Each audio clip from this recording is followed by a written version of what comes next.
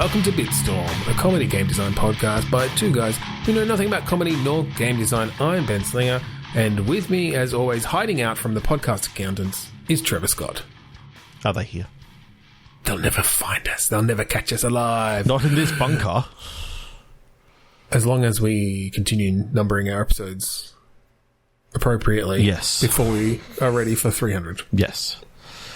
But yes, we will hide in this bunker. Yes. This tiny little bunker. And, in fact, separate sections of the bunker, so we are still talking through Discord, but we are in the same, vicinity. It's mostly for, scent-related reasons. We're just not really into each other's musks. No.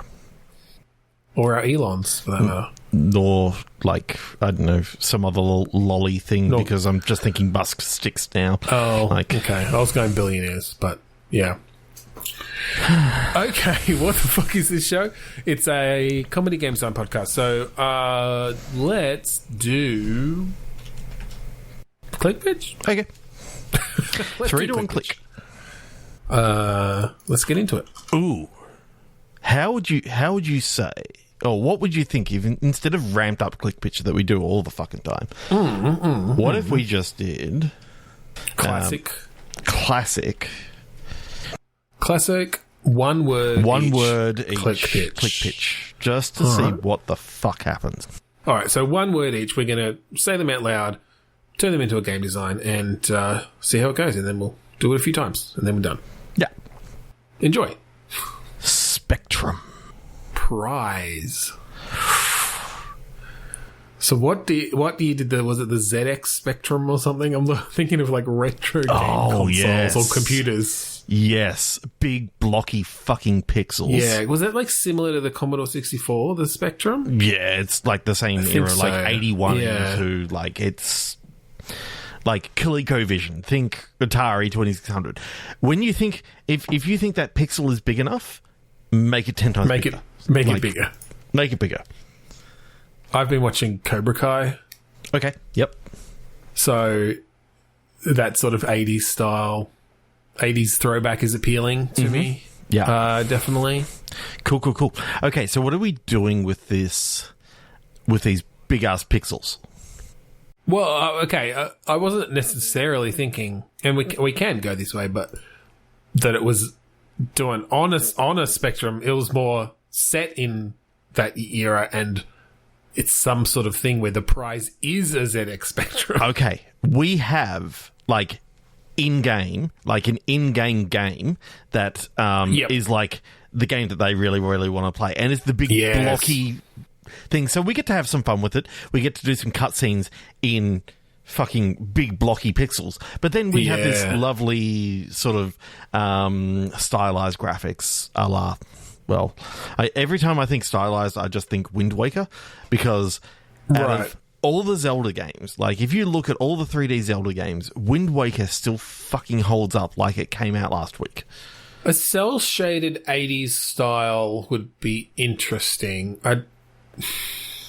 Getting across the 80s is tricky. The good thing about cel-shaded is it has bright colours. And really, if you go bright with neons and hypercolor t-shirts and all these sort of things, I think you can sell that a little bit. Although what I do hypercolor is very late 80s, early 90s, but still, yeah, but there's still a lot of that neon stuff. Yeah. Although what I do like about 80s throwback like this is when they've got a bit of, when they're grounded a little bit as well, and so you've actually got a lot of browns and wood, what's the wood paneling? You've got wood paneling and stuff. Just those styles shaggy of houses carpet, and which things. is coming from the 70s. But you've got the hairstyles. I mean, the hairstyles are big and absolutely. But look, I could see that working in a cel shaded way.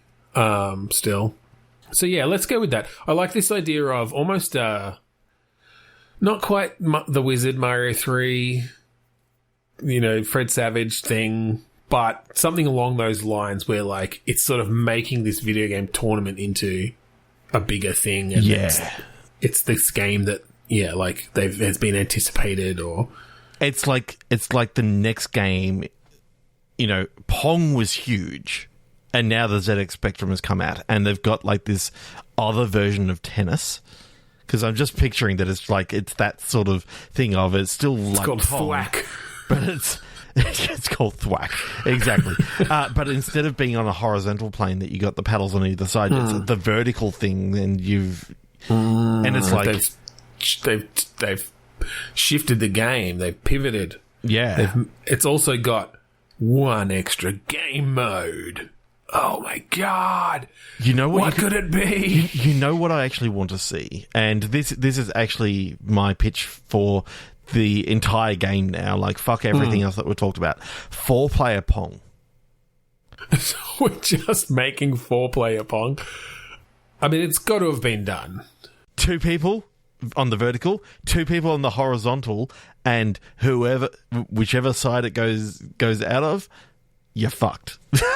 Like, you lose the point, and then you have to do a punishment. And that punishment is... A pongishment? A pongishment. Or a thwackishment. You just get thwacked. Thwacked with electricity through the controller. Get thwacked. That's the like catchphrase, the subtitle for the marketing slogan. Slogan is what I was going for. Hook the electrodes up to your genitals and play get thwacked. Get thwacked. No, I mean 4-player Pong. That's pretty cool, but it's like 4-player Pong. That's what thwack is. That's in the game. It's 4-player Pong. This is the first. It doesn't have to be the actual ZX Spectrum, like so. We don't have to be historically accurate. It's an old blocky fucking the ZY console, Spectrum. You know, ZA Spectrum. So it's really early on in the right. No, it's the AA. It's the AA continuum. But blocky is all fuck. Like, literally, we're talking 32 pixels by 32 pixels. That's like how blocky this. Yeah, sure. Look, and I think we're focusing very much on what the actual game is inside the game, but I think then outside the game, this is like again, sort of. When you think of 80s, it often feels like that E.T. Stranger Things, I mean, the same thing that Stranger Things is going for with, like, a bunch of kids and they're all out doing something, having an adventure or whatever. Yeah, Super 8. Super 8, exactly, yeah. They're all trying to recapture basically the combination of E.T. and the Goonies. Yeah. Those are the sort of... And maybe, like, Stand By Me and whatever, like... Yeah. There are a bunch where it's just a bunch of young teens out in the world, but set in like I do like your idea of having like the wizard like tournament, and that the final round is like that. I think they're trying to get there. I think the whole game is getting to this tournament, and along the way they see the equivalent of the Power Glove for the AA continuum, and it's like it's like. It's an extra special dial. You know how Pong had the... Oh, you know what it actually is? It's a controller that has 2 buttons. Because most controllers out at the time had 1 button. So I like the idea that, it's like an Atari controller that has 2 buttons. And they're like, what does the extra button do? What could it do in thwack? We have no idea. It serves just that little bit faster. Well, like if you hit it at the... Yeah, it spins. It does spin. You actually see the pixels spin. Like, and it becomes sort of circular. And they've actually done that, like... There's a fucking, like, ray in the cathode ray tube or whatever that's rotating. I don't know. It fucking works. It's like a physical group of pixels that are literally spinning. In the way that they're being fired into this tube. Yeah. There's something behind... something mechanical behind it. You hear the gears whirring. But no, like the big finale definitely has to be like them figuring out how to use this button and whatever it does faster than their opponent, right?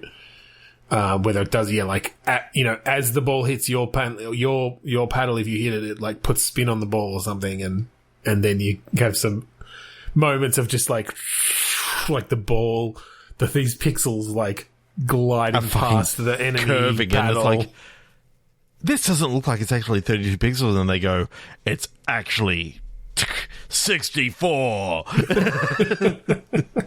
Double the resolution. And you know what we can put in now, because you know the controller has B and A now on there. It's like up, down, left, right. Actually, it's right. A1 and A2 because it's the AA. A1 and A2. It's A1 and A2, and you still get to do the Konami code, and it's like, yeah. You're the one that figures it out. A1, A2, A2, and it goes upgraded 64 pixels. Yeah, like along the way, they've somehow decoded the Konami code. And it's not the Konami code in this; it's whatever, but. Which it just makes no sense. You know like who works it out all along their path. You know who works it out? The character that you'd like. Why do this character Kon Ami? Why does that sound so familiar? And then he goes, "No, it's the twins, Kon and Ami." Kon Ami, yep. And it turns out that it's actually the Kon Ami code, but it was built for them. Konami, wow. It's like, no, it's Kon Ami. Fuck you. Well, actually, I kind of like that maybe these set of twins are sort of the main characters, because if it's 4-player thwack, then they, like, work together. They have to work together bridge. to... You know, where they're like across from each other. They're or across something, from each other, like keeping themselves in the game. That's fucking great. Kon and Ami. Kon and Ami Code. It's like the Da Vinci Code, but the Kon and Ami Code. And it's Kon, K-O-N. K-O-N, yeah. And Amy with an I. Yeah, Amy with an I. This is very trendy for the 80s to change their name like that. Yeah, I mean, they're super progressive. I mean... Yeah. Who are the villains? Because you've got to have a villain in the game. Like... Yeah, definitely. Or at least your main... Antagonist. Antagonist. And whether you sort of have them... Well, I was going to say whether you have them team up at the end, but I don't think that would work with Kon and Amy working together or whatever. No, maybe there's even tension between Kon and Amy of who's going to win it, like they're really competitive with each other or something, and they sacrifice something for the other to get it, or it is a team thing, and they have to work together. But then so definitely want like a again like Karate Kid style, the antagonist. I know. I'm seeing it as I kind of want like that typical German antagonist in there, that's giving them shit throughout the whole thing, and I feel like that is right for the period. Yeah, and then some fucking German teenager.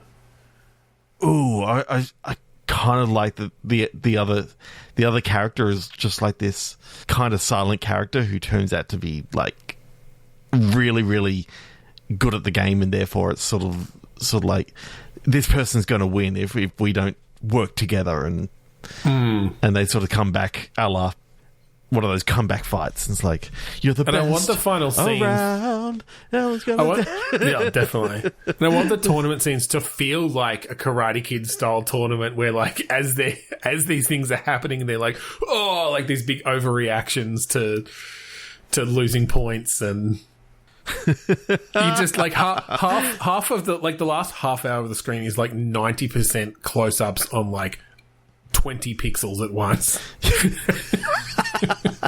We're just seeing these like close calls, and I just love it because if I haven't seen The Wizard for ages, but I remember that until they get to the end, like they don't know what the final game is, and when they play it at the end, it's like Super Mario 3, and it's like, oh my god, no one's ever seen this game before, and it's like this huge Nintendo commercial. Yeah, I know, it's pretty fucking crazy actually that they just made a whole fucking movie to advertise that game.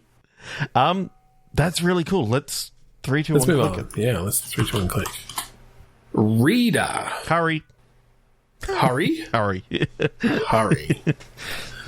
Reader. Educational game. Okay. And this is called It's called Hurry Reader? It's all about learning how to speed read. Okay. So... we throw some gameplay in there. Well, I'm thinking that it's like a visual novel. Or an interactive novel sort of thing. Mm. But the words come at you really, really fast that, like, if you can't speed read, then you're kind of fucked in the game. You don't know what's going on. Yeah. They ask you questions at the end. They'll ask you questions at the end of each scene, and it's like, what's going on between these two characters? Why are they arguing right now?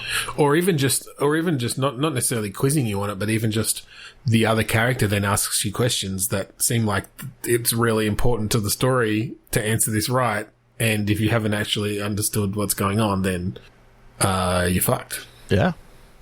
Things go badly. Of course, we could just go away with that because that's kind of a shitty idea that I just quickly came up with. But I mean, yeah, I'll admit there's not a lot of meat on those bones for a podcast.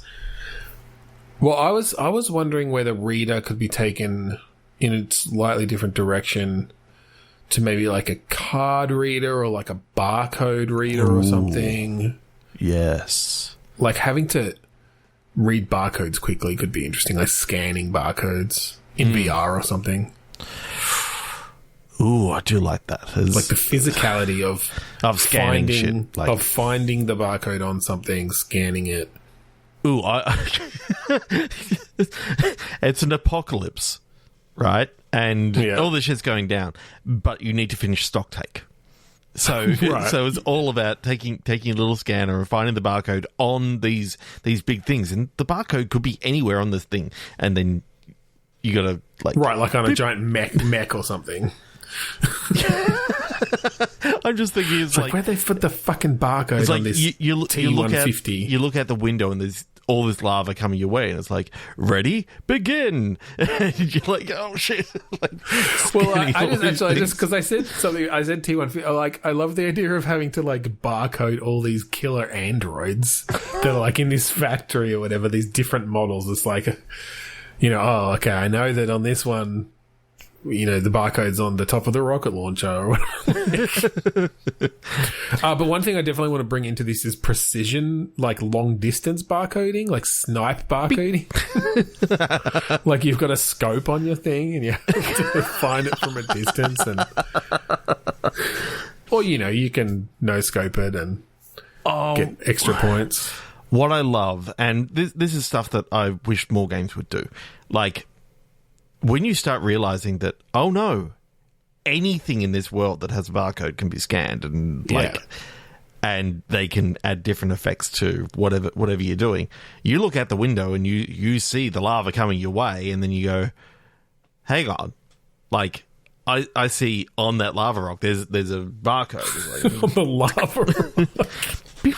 No, I do like the idea of like scanning the barcode, then having some gameplay effect or having some effect on your equipment, or like learning, bringing something into your system that you can then do something with.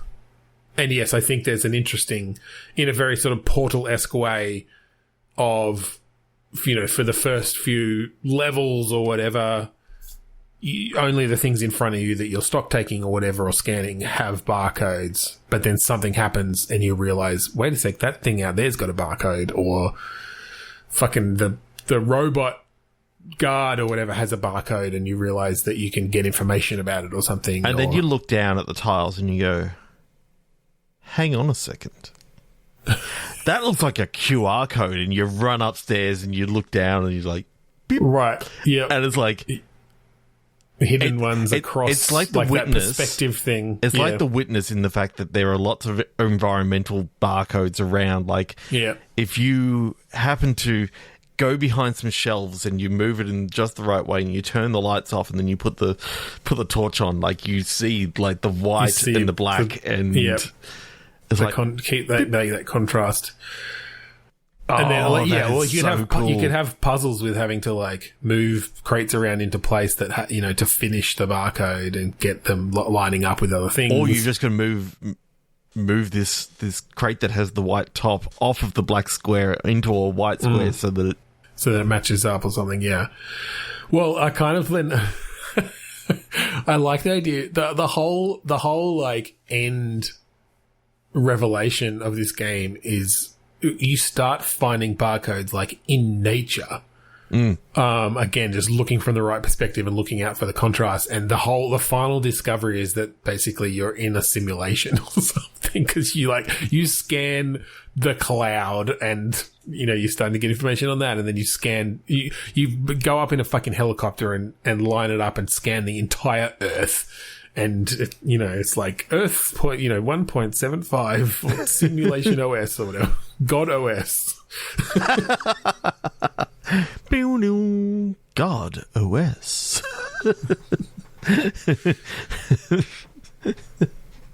Oh my god, there's something about having those kind of puzzles, and as I said, it's stock take, so it's all about, it's more about just cataloging everything. Yeah. And I think, even though I said, there was some sort of apocalypse happening, I know, just finding out that it's like, stock take is 50% done. It's like, but I've done everything. But I've done everything in here. Yeah, and then you just being able to find that, oh no, there's more barcodes in here than what you think. It's like got elements of like Katamari Damacy or something, where you just keep expanding outwards to find more and more things to barcode scan. You look at your computer and it's like, oh no, on the side here it's got a barcode. What if I just? And it's like, yep, catalogued. Okay, pick up the mouse and underneath it, it's like there's a barcode there, like a QR code. And I mean, there's a lot. So I mean, we've gone in a variety of different directions, and I don't think they all mesh with each other, but I could definitely see almost a chill puzzle game kind of vibe to it as well. Almost like an unpacking or something, where, or like fucking power wash simulator. And I know that's a weird kind of thing to make, but just that satisfaction of ticking things off a list. Yeah. So that I could see, it's like, oh, this computer has a barcode. Okay, scan that. But it gives you in your little stock take thing, oh, there are like 4 related things or something. It's like, oh, okay. And you can look around. Oh, the mouse look underneath the mouse. Oh, that's got a barcode. The speakers has a barcode. The next thing is, you open up the battery compartment and the battery has a barcode. The batteries have barcodes. Yeah, well, that's it. And it's like, it's sort of this chill seeking out all the barcodes on all the different things. Yeah. Because fuck the word hurry, because you don't need it anymore, because we've found the fun. Yeah, that's it. It's the opposite of that. We've just taken the antithesis of the word, and it's why hurry? Why hurry? Barcode scanner. Stock take. Take stock of your life. Ooh, I like that.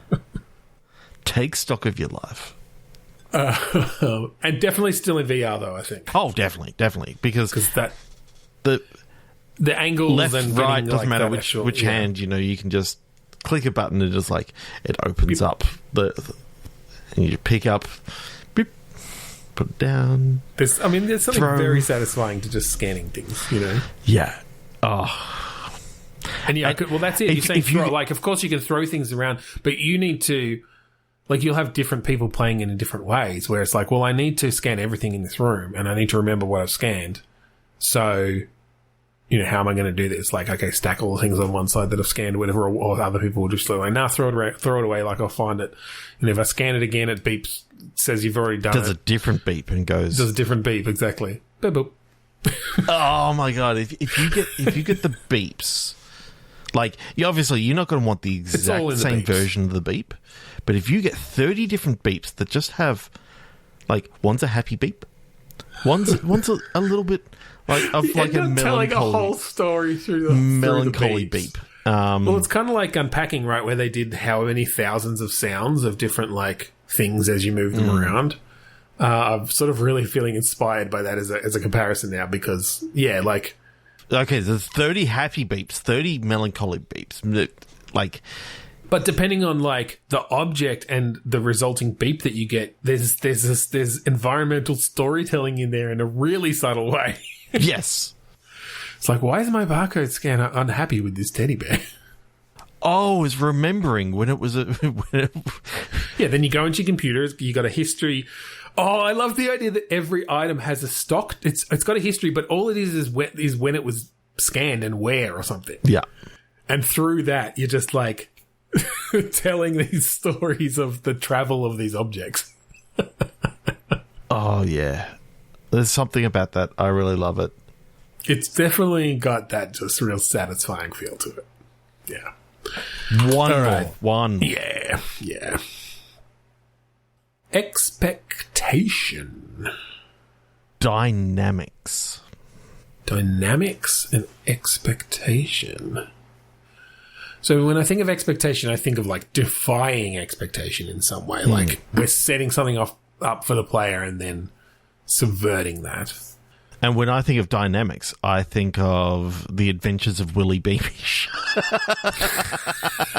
Dynamics? Was that with an X? Yes, but not this one. But it's like I heard dynamics and I immediately went to like Stellar 7 or Jones. Nova Was 9 Jones in the Fast Lane? Was that a dynamics game? Either that or was that a Sierra one? That might have been a Sierra one. But another classic dynamics game was The Incredible Machine, and then that turned into a Sierra game afterwards. But yeah, I'm thinking, what if we set it up that it's going to be like a classic point and click, and then we subvert that expectation? That it becomes a little bit meta.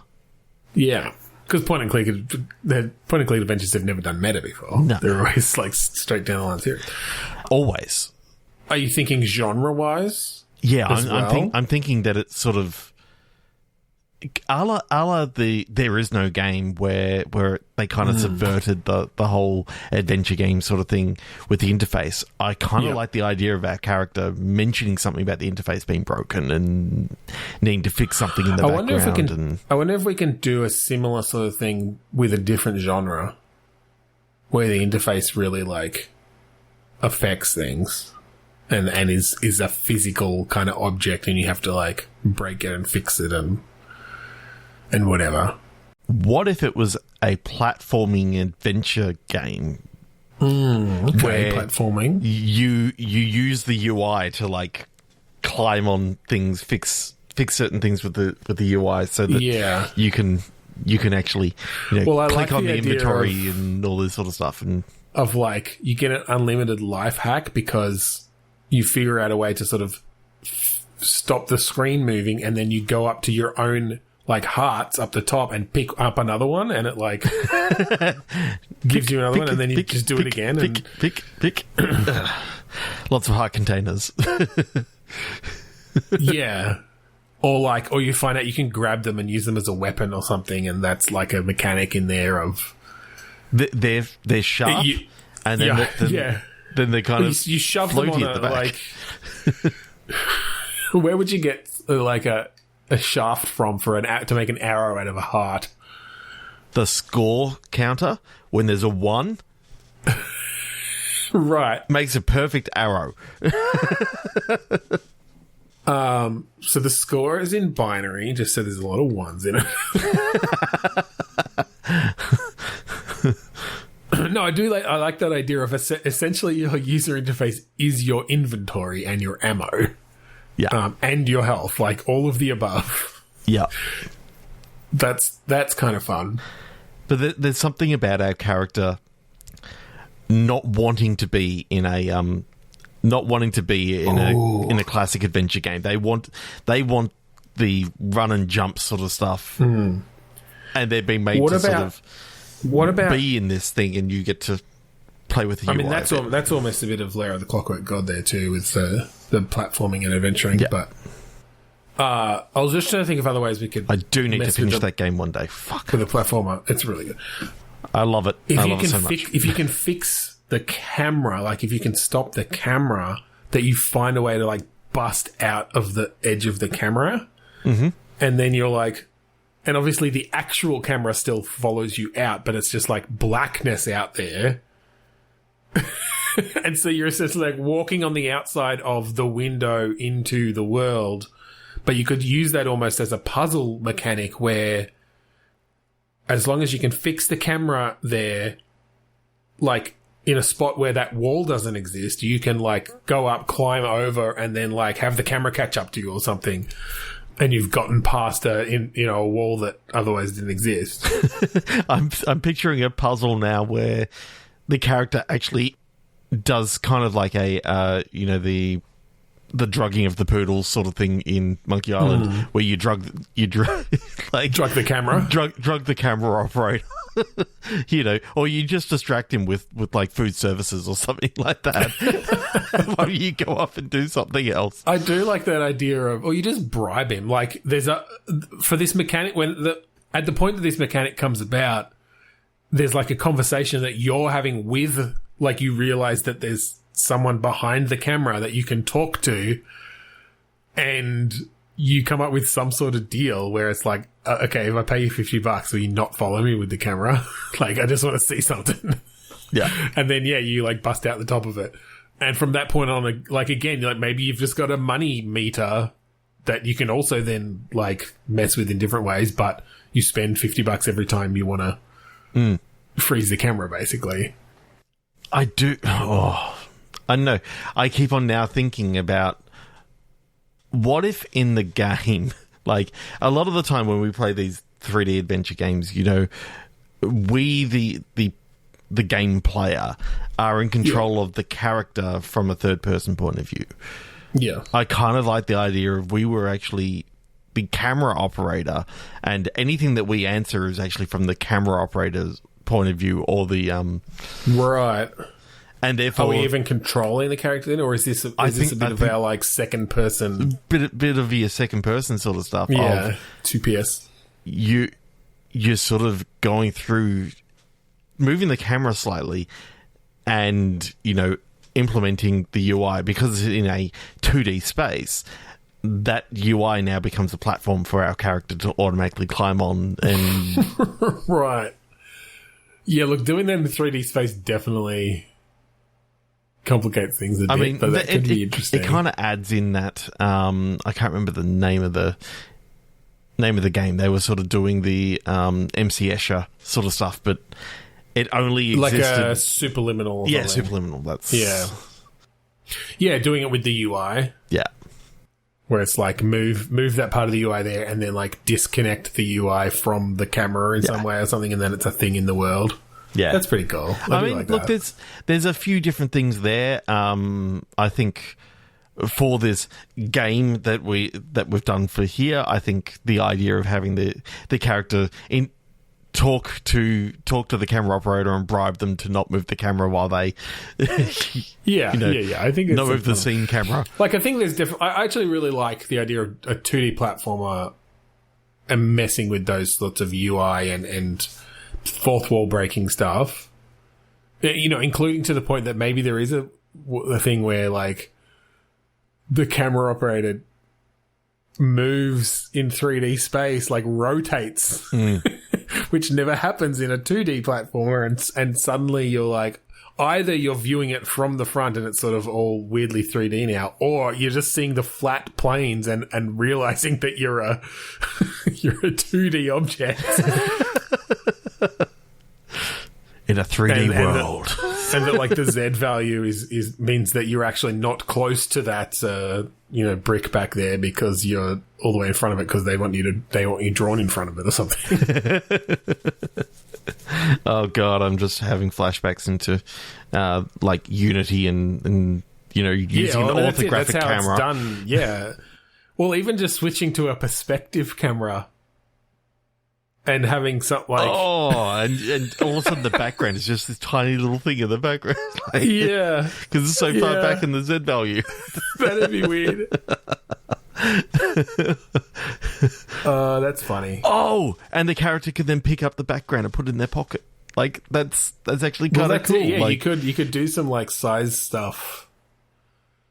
Yeah, it's breaking my brain now. It's breaking my brain a bit. Think of the and just implications. You can pay the camera operator to move it to a perspective camera, so you can take the background, put it in your pocket. Then when he goes back to the orthographic, it's now like a blank canvas, and you can do whatever you like.